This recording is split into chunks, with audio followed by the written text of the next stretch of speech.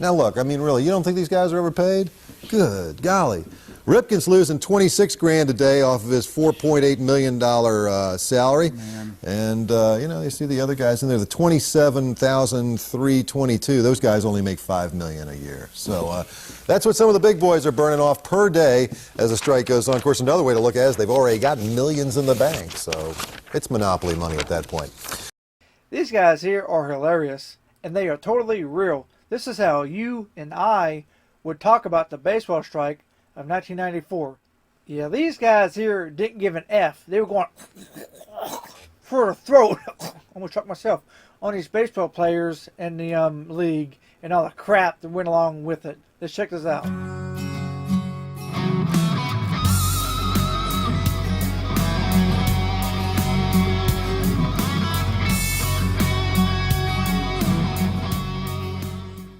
All is quiet at the nation's ballparks. It is a strikeout for the fans. We're going to tell you what you can do to trade in your Oriole tickets for refunds. Hi, I'm Richard Sher. This is Eyewitness News at 5. John, take it away. Now, go. All right, hi, I'm John Buren. We will have the latest on the strike. We'll show you how much it's costing some of the big salary guys and a couple of items from the entertainment grapevine coming in. Oh, yes.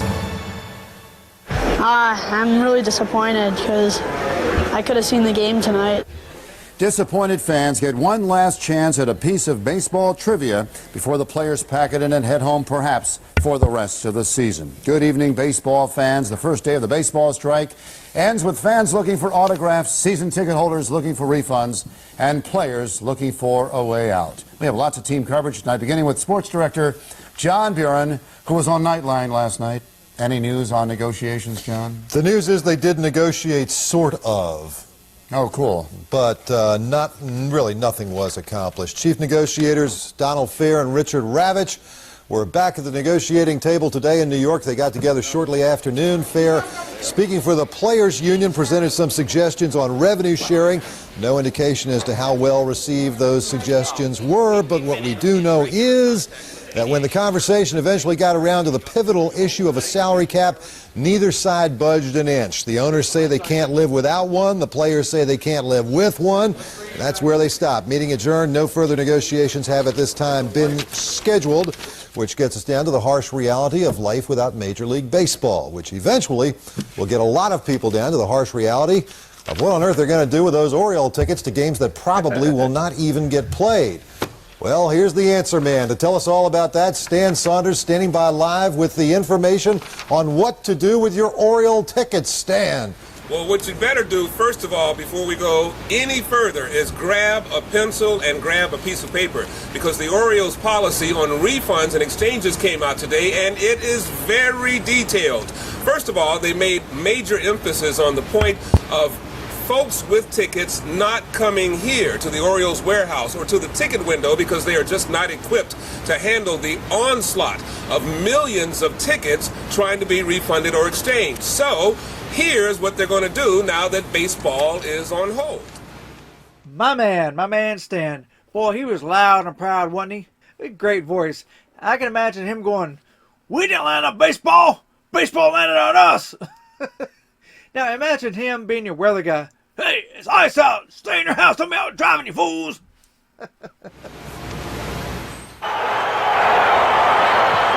Following last night's rainout at home with the Bo Sox, the sacred sound of fan support echoing throughout Camden Yards is now gone with the wind. Outside of Oriole Park today, the sounds of silence prevail while many a fan wonders what to do with their tickets for canceled games. Baltimore Orioles.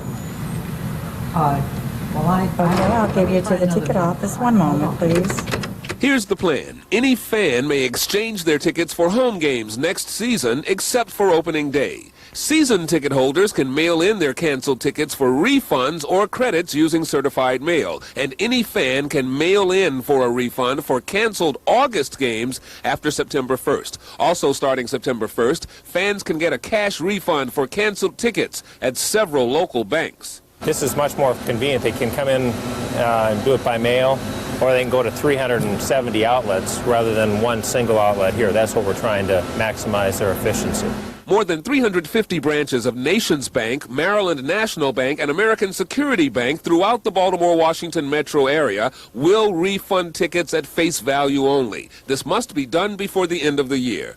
We're not going to be doing exchanges or refunds at the Oriole ticket offices. We're just not set up to do it. Now, here's the address to mail in tickets for a refund, exchange, or credit. Baltimore Orioles, Post Office Box 29937, Baltimore, Maryland, 21230-0937.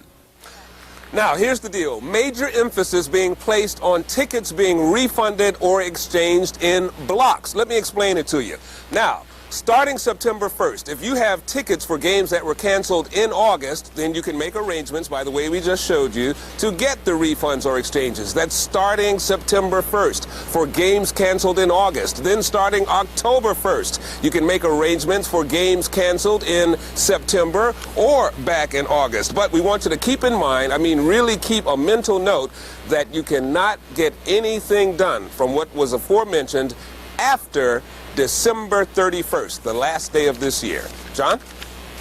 Stan, can we have your home phone number so people that have questions can call you directly? Now, the Orioles, I'm sure, are fielding questions for people who might be confused on any of these issues, right? Right. How many tickets are we talking about here now? A very significant number, 1.2 million tickets. Emphasis on million. So can you imagine the paperwork and all the confusion and all, since the Orioles office is not an institution that carries a whole lot of cash. So that's why they made arrangements with the bank, so that they can handle all of those problems. All right. Well, I'm sure that where there's money involved, people will make sure that they get theirs back when they want it. That's usually a good motivator. Thank you, Stan. How's things down at the ballpark tonight? Pretty quiet?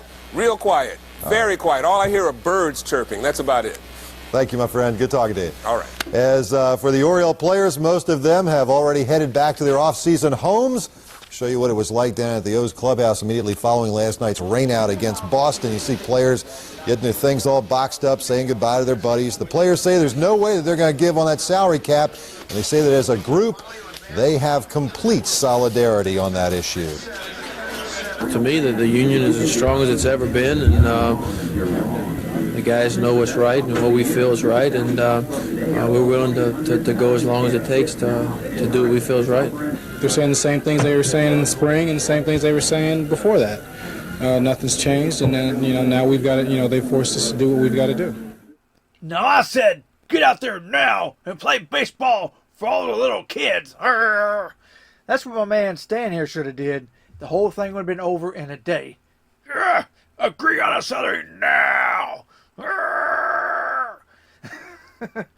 Baseball, what a game.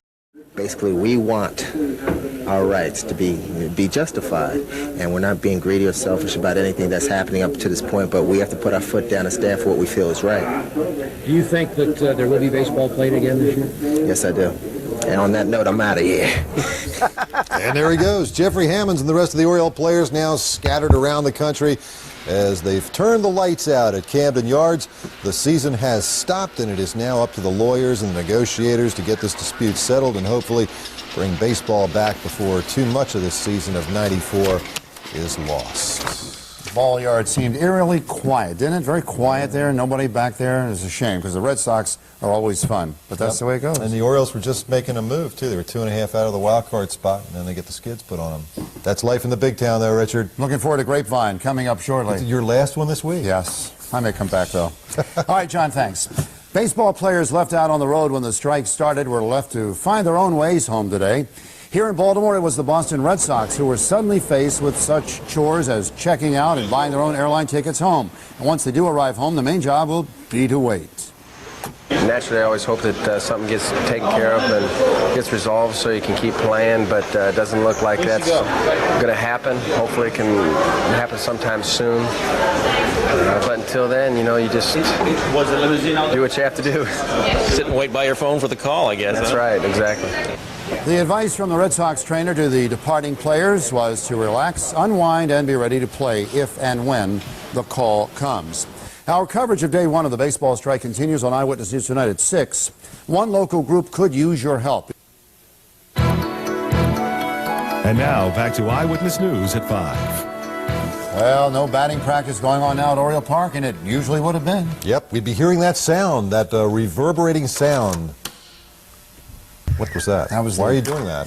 Stop it, will you? Right, what was it? It's the ball hitting the bat. Richard, how has the strike affected your life? Personally, Well, personally, I didn't get to go to the game tonight. And I have tickets for the 22nd of August, which I probably will not now be able to use. And I'm sorry about that. Were you taking notes when Stan was telling all the different ways that you can get your money? Yes, I know that if I get it in by December, the things will happen in January, if not early in February. But I understand. It was not a difficult... Well, we're into day one, Richard. This is day one of the Major League Baseball strike of 1994. And as we talked about earlier in this program, there were negotiations today, but very little, if any, significant progress was made. And so the players have packed up their things and gone their separate ways. Oriole players especially disappointed about the work stoppage because they were going good last couple of weeks. Just 2.5 games out of a playoff spot in the American League. We're all going to be in the exact same situation. It's not going to benefit one team more than the other, or hurt one team more than the other. We started to play some good ball on our last road trip, and we're not 10 games out of a wild card spot. So that's what we get back to playing ball. That's what we're going to be shooting for. Mark Eichorn and the Orioles now on an open-ended, unpaid vacation, and for the big salary fellas, this is going to be a very expensive little hiatus that they're going on. We took some of the big salary guys. These are the top salaries in Major League Baseball, and this is what these guys are burning per day. Bobby Bonilla makes $5.7 million, so he's getting knocked out of $31 grand per day. Now look, I mean, really, you don't think these guys are overpaid? Good golly. Ripken's losing $26 grand a day off of his $4.8 million salary. And, you see the other guys in there, the $27,322. Those guys only make $5 million a year. So that's what some of the big boys are burning off per day as the strike goes on. Of course, another way to look at it is they've already got millions in the bank. So it's monopoly money at that point. That's quick gardening, gardening information for the day. This is, of course, day one of the Major League Baseball players' strike. They had a negotiation session in New York. It went nowhere. And a season that had some pretty interesting elements at work inside of it has now been brought to a screeching halt. The remarkable year that Ken Griffey Jr. was having will now not come full bloom. Matt Williams of the Giants going for the single-season home run record.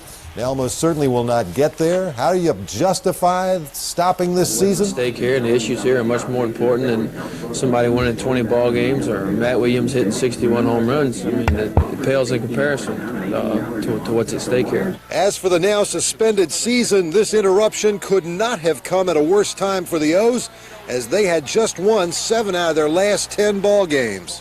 It's bad timing. We've had, it seems like we put our good streaks together at the wrong time, but we knew this was coming.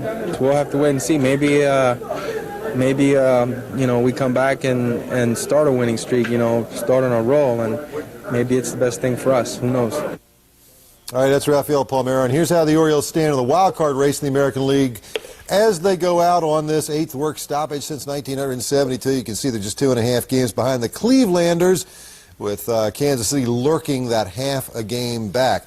Not all the Oriole players will be out on strike, as last night during the rain delay, the O's announced that pitcher Armando Benitez will be sent down to Double-A ball in Bowie, and last week's American League Player of the Week, Arthur Rhodes, will go down to Triple-A Rochester. Those two players will continue to get their work in during the strike, and more importantly, as far as they're concerned, they will continue to get paid. In golf. Say, man, we don't get paid while we don't play baseball, right? I'm just going to go home and do something till baseball season starts. Anyways, if you like this video, check out my channel more. So I have more stuff coming. There's some great stuff on here already. So like and subscribe, because you never know what I have coming in the future. See you later.